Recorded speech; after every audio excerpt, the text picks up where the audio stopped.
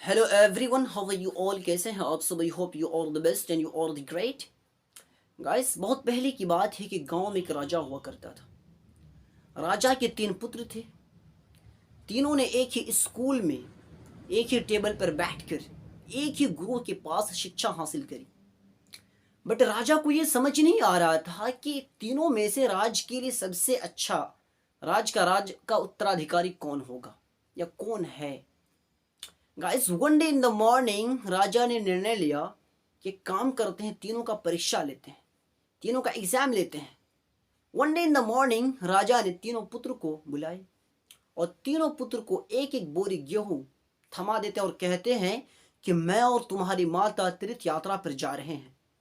अब तुम तीनों की रिस्पॉन्सिबिलिटी ये है कि अपने अपने हिस्से के गेहूं को केयर करके रखना, संभाल कर रखना, और जब मैं तीर्थ यात्रा से वापस लौटूं ना, तो तुम तीनों को अपने अपने हिस्से के गेहूं को मुझे बैकअप करना है, लौटाना है, वापस करना है। गाइस, कहकर राजा और रानी तीर्थ यात्रा पर चले जाते हैं। राजा का जो सबसे बड़ा पुत्र होता है, ज्येष्ठ पुत्र, वो ये सोचता है कि गेहूं को तो पिताजी के वापस करना है, क्यों ना इस गेहूं को तिजोरी में पैक करके रख लेते हैं। इससे होगा ये कि गेहूं का एक भी कतरा इधर उधर नहीं होगी और पिताजी को खुशी खुशी हम गेहूं को वैसे कि वैसे लौटा देंगे। बट उनका जो सेकंड लड़का था, उसने ये सोचा कि नहीं, गेहूं सड़ सकता है, गेहूं बर्बाद हो सकता है। इससे अच्छा ये है कि उस गेहूं को किसी खेत पे बो देंगे। पता है, खुशी की बात तो ये है कि वो इस खेत पे जा पहुंचता है जो बिल्कुल बंजर जमीन होता है। वो कई वर्ष से वो खेत वैसे कि वैसे पड़ा रहता है, जंगल झाड़ी फूस एटसेट्रा उसमें फुल रहता है। उसने बिल्कुल अनकेयर करके कुछ भी देखभाल नहीं करता है, वैसे कि वैसे एक बोरी गेहूं को वैसे कि वैसे वहां पे बो के आ जाता है।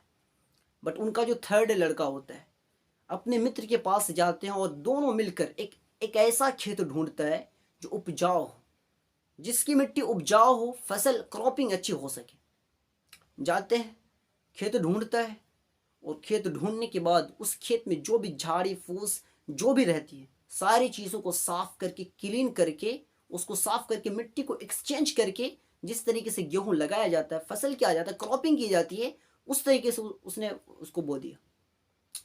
बट आफ्टर सम मंथ्स परिणाम ये हुआ, रिजल्ट ये आया कि वो मेहनत रंग रंग लाए, खुश हो गया।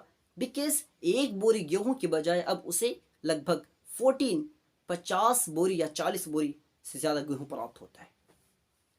यही कही राजा लगभग 3 वर्ष बाद वापस आता है और राजा खुश होता है तीनों पुत्र को देखकर। और सबसे बड़ी खुशी की बात तो यह है कि वो ये सोचता है कि देखते हैं पुत्र ने गेहूं के साथ क्या करा है, उनकी एक्टिविटी क्या होता है। उनका जो सबसे बड़ा पुत्र होता है अपने पिताजी को उस जगह पे ले जाता है और जो ही वो उस पैक को खोलता है ना, अंदर से स्मेल आता है, गंदगी आता है, बदबू आता है। पिताजी बोलते हैं, you are not a good man. तुम इसकी केयर नहीं कर पाए तो तुम इतने बड़े साम्राज्य को कैसे संभाल सकते हो? Because you didn't care this heat. इस गेहूं की केयर नहीं कर पाए, जिस गेहूं हमें चलाता, हमारा जीवन चलता है, जिससे एक रोटी मिलता है, हमारा जीवन चलता है।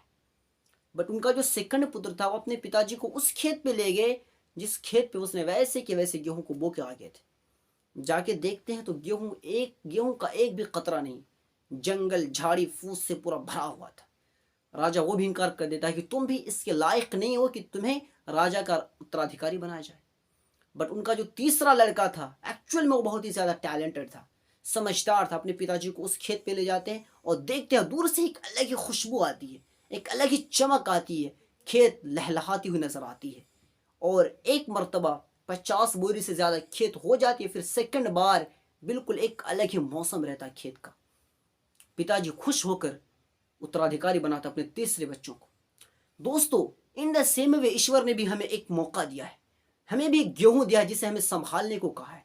वो गेहूं है हमारी लाइफ, जिंदगी, जीवन, जिसे हम यूं ही बर्बाद कर देते हैं, जो हमें केयर नहीं होता है, जो हमें समझते ही नहीं कि जिंदगी का वैल्यू क्या होता है, जिंदगी का महत्व क्या होता है, इसका रिटर्न क्या होने वाला है।